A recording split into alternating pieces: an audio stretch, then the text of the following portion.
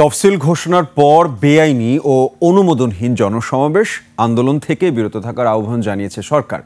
প্রধান উপদেষ্টা press wing বলছে, ত্রয়োদশ জাতীয় নির্বাচন অবাধ, সুষ্ঠু, নিরপেক্ষ, গ্রহণযোগ্য ও উৎসব মুখর করাই সরকারের মূল লক্ষ্য। বিস্তারিত আকবর হোসেন সুমনের রিপোর্টে।